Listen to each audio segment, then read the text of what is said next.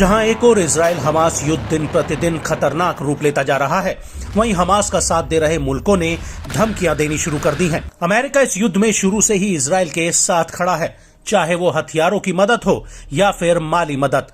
America गुपचुप तरीके से Israel की मदद कर रहा है। अमेरिका ने पूर्ण तरीके से इजराइल को हथियारों से पाट दिया है। यही हथियार ही इजरायली सेना गाजा में हमास के खिलाफ इस्तेमाल कर रही है। उधर इजराइल को भेजी जा रही मदद को देखते हुए ईरान गुस्से में आ गया है। ईरानी इस्लामिक रेवोल्यूशनरी गार्ड कॉर्प्स के प्रमुख मेजर जनरल हुसैन सलामी ने इजराइल हमास युद्ध को लेकर अमेरिका को धमकी दी है।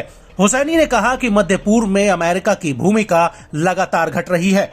हम अंत तक फिलिस्तीन का समर्थन करते रहेंगे। अमेरिकी अपना सामान पैक कर रहे हैं और इलाके से दूर जा रहे हैं।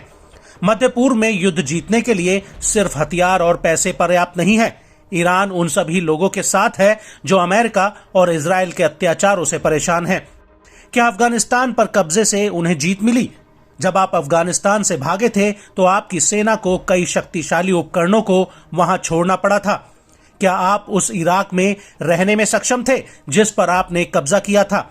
क्या आप सीरिया में जीत गए या आपने सिर्फ पैसा खर्च किया? क्या आप उन डॉलरों से Syria, Lebanon, Iraq, Afghanistan, Yemen आदि में जीत हासिल करने में सक्षम थे, या क्या आपको हार, अवसाद, असहाय और असफल होकर मैदान छोड़ना पड़ा? अब ये इजराइल को जितना अधिक हथियार देंगे, अपनी ताबूत में उतनी ही कीलें ठोकेंगे। लेकिन अमेरिकी राष्ट्रपति जो बाइडेन तेल अवीव आकर इजराइल का समर्थन पहले ही कर चुके हैं। यही नहीं, बाइडेन ने हमास को शैतान करार दिया था और कहा था कि अमेरिका हर हाल में इजराइल के साथ है, उसकी हर संभव मदद की जाएगी।